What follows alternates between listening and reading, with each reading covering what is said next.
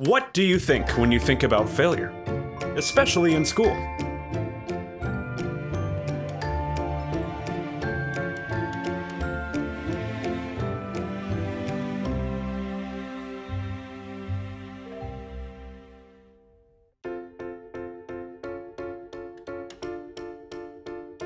What if I told you failing isn't always bad?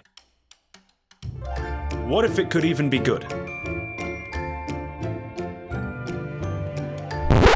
Now, hold on. Let's not get too crazy. Let's be clear. Failing a grade? Bad. Failing a class? Bad. Failing a test? Bad. But failing an in-class activity? Not always bad. In fact, sometimes it can even be good.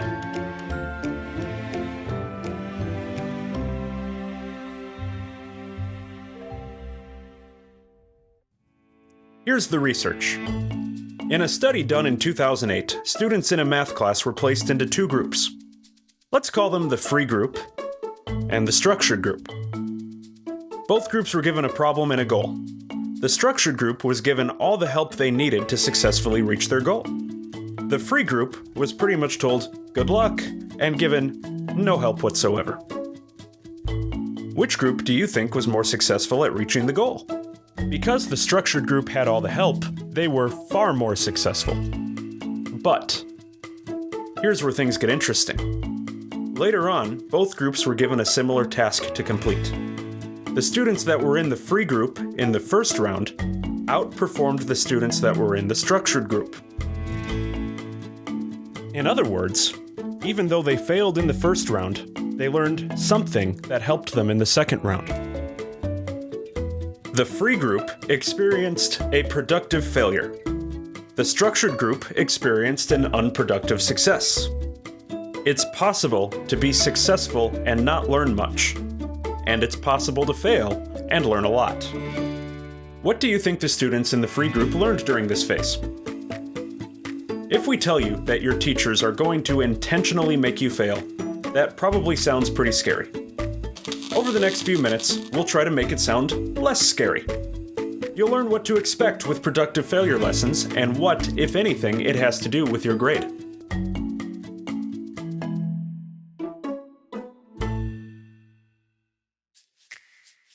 Here are the basics. We'll do this in 4 steps. First, the teaching phase. Your teacher will spend just a few minutes going over a new skill, procedure, or tool. Second, the experimentation phase. Depending on the teacher in the class, this may take between 20 and 30 minutes. You will be given a problem and a goal, and then no help whatsoever from the teacher. The important part here is, when something you tried doesn't work, try something else. Keep trying things the whole time. Third, the consolidation phase. You could call this the light bulb phase. As a class, you'll discuss things you all tried and compare them with the actual solution to the problem.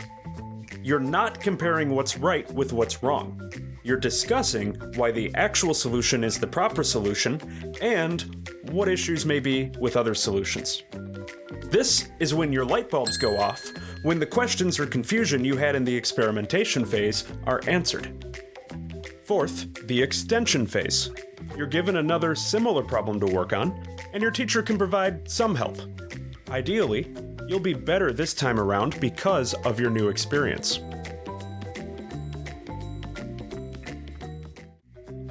Let's talk about grading.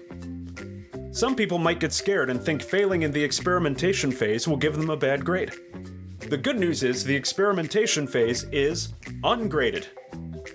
Why should you be graded on something no one has taught you yet? No, depending on your teacher, only the extension phase would be graded, if at all. Some teachers may choose only to grade tests, and the extension phase is not a test. But this only works to help you learn if, during the experimentation phase, you keep trying new things every time something doesn't work. In other words, no giving up allowed. Best of all, this is how real life works. In a few minutes, you'll learn the stories of the Wright Brothers and a new space rocket called the Falcon 9, and how they all experienced productive failure.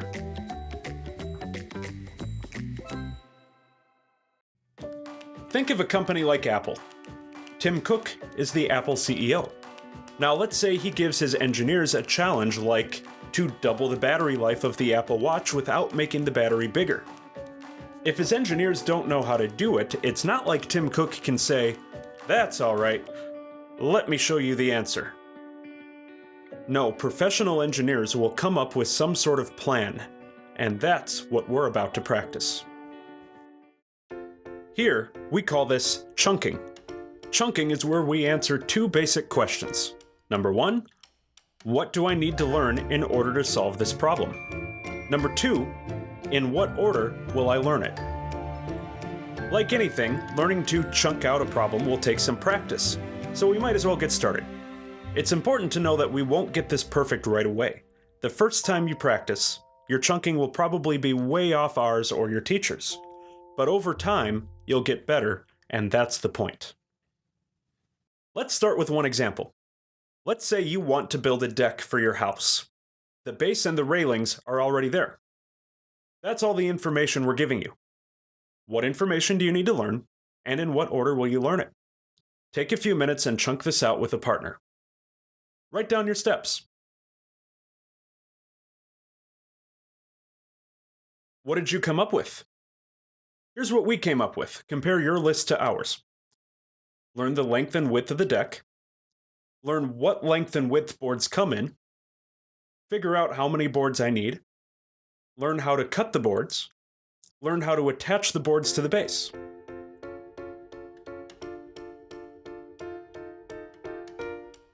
We're going to progressively learn chunking by comparing our lists to each other. It's not that ours is the only right way, but over time, you'll learn how to brainstorm everything you don't know yet, and your lists will be closer to your teacher's lists.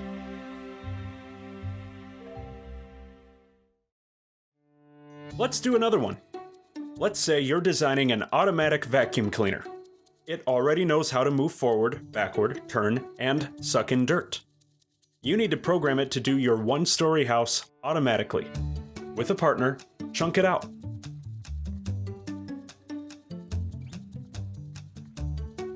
What did you come up with? Here's ours. Compare your chunking to ours. The vacuum needs to learn the layout of the house, know where the furniture is, know what it has left to vacuum, know when it has vacuumed the whole house, know when it is full, and know what to do when it is full. The great thing about chunking is it gives us a plan for how to work on our project.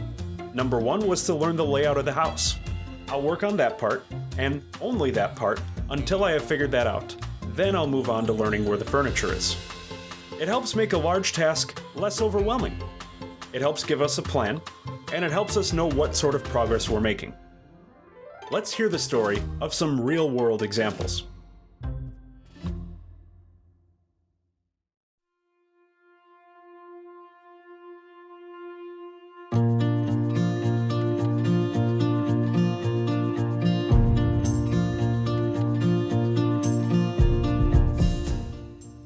You've probably heard the story of the Wright Brothers. Oliver and Wilbur Wright, bicycle builders from Ohio who traveled to Kitty Hawk, North Carolina in December of 1903 and flew the first airplane. But they didn't just show up at Kitty Hawk with an airplane and fly it. What they built was the result of a several-year process that followed a plan, similar to chunking.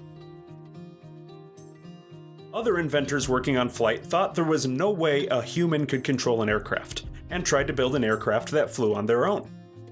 But the Wright brothers had a lot of experience with bicycles, and they thought that if humans could learn to control a bicycle, they could learn to control an aircraft. But they realized they needed to learn a few things. How wings generate lift. How much lift did they need? How to control the pitch. How to control the yaw. How to control the roll. How to make a propeller. First, they contacted the Smithsonian Institution to ask for research on airplanes to answer their questions about lift. Then, in 1899, they built a kite to test out different methods of controlling pitch, yaw, and roll. Only after they had perfected this kite did they travel to Kitty Hawk. But not with an airplane, with a glider. And before they put people in their gliders, they tried them as kites. In 1900, they traveled to Kitty Hawk with their first glider. Although it flew, it only generated about half the lift they had predicted. So they went back home and revisited their plan. In 1901, they returned to Kitty Hawk with a glider that had larger wings, but it was also disappointing. It had far less lift than they predicted, and the steering behaved unpredictably. When they went home, they found their book that gave them equations on how much lift the wings generated. They tested the equations in a wind tunnel they built themselves, and they found the equations were wrong. They rewrote the equations and built a new glider. They also installed a new vertical rudder to correct some of their control issues. They took their improved glider to Kitty Hawk in 1902. They tested their new glider with nearly 1,000 test flights and were finally happy with the performance. It was now time to build a propeller, install an engine, and make a powered flight. Finally, in 1903, they returned to Kitty Hawk for the fourth time. On December 17th, they powered up the engine, took off, and flew for 12 seconds and 120 feet. The first powered flight. Here's some discussion questions. How did the Wright Brothers' chunking process help them? What were some ways in which the Wright Brothers experienced failure? When they did experience failure, what did they do about it? How did their failures help them learn?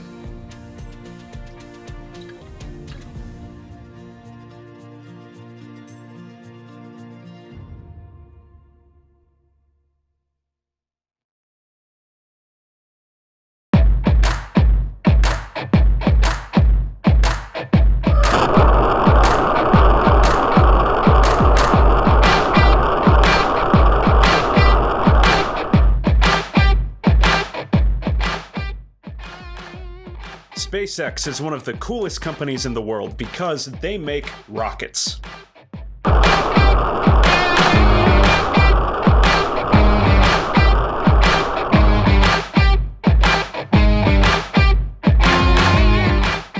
But they're not like any of the other rocket companies. Until SpaceX, every rocket that has ever been launched has either disintegrated in the atmosphere or fallen into the ocean after use. SpaceX wanted to make reusable rockets, and in 2015 landed a rocket back at its launch pad for the first time in history. Like any good science project, they had a plan when they started. Here's what SpaceX knew they needed to learn. How to steer the rocket to the landing site. How to slow the rocket to a stop on the ground. How exactly it would land.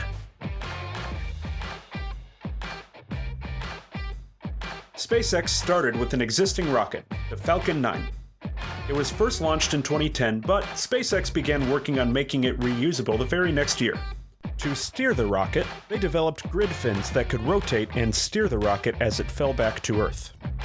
However, they found that the heat of re-entry caused the aluminum fins to melt. So they went back and decided to make the fins out of titanium. Then they had to work on getting the rocket to stop. So, because they were planning on ditching the Falcon 9 into the ocean anyway, they experimented with soft landings, where they slowed the rocket to a stop at the surface of the water. It took several attempts to be successful. Then it was time to work out the landing. They added legs to the rocket that folded up against the side and would unfold just before landing. Finally, it was time to test the final design. But the government would not allow them to test this on land.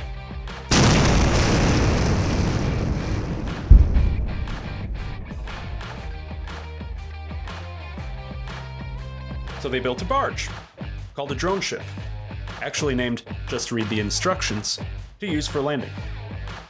The first time they attempted a landing, the grid fins ran out of hydraulic fluid a minute before landing and it crashed. They fixed this by adding more hydraulic fluid. The second time they attempted a landing, a stuck throttle valve caused it to tip over on the drone ship.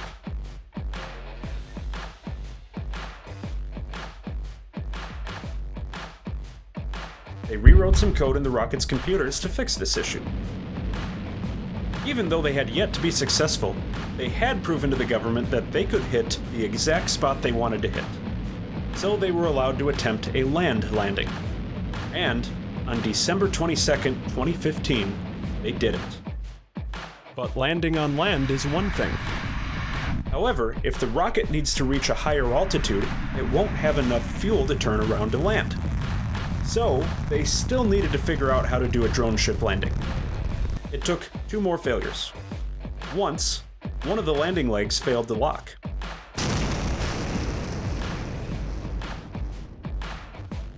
Then they ran out of fuel just before landing.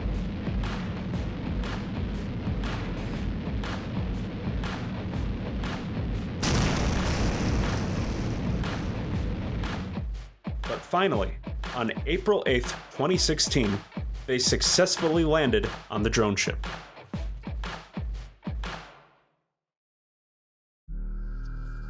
But that's not the last problem they had to solve. The rocket could fly higher and longer if it could carry more fuel. The engineers knew that if they made the fuel very cold, they could fit more. However, using very cold fuel required different hardware and fueling procedures.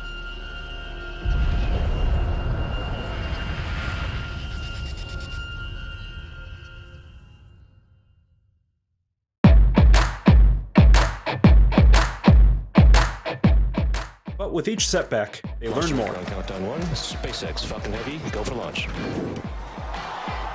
In February of 2018, they launched a new rocket, the Falcon Heavy, which was basically 3 Falcon 9s strapped together. 2 of them landed simultaneously back in Florida. Landing lines have started. Side boosters landing legs are deployed.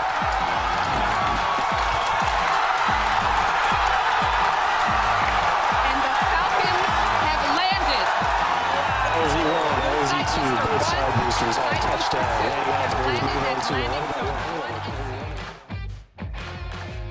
one. Here's some discussion questions. How did SpaceX's plan help them succeed? What were some ways in which SpaceX failed? What did SpaceX learn from their failures?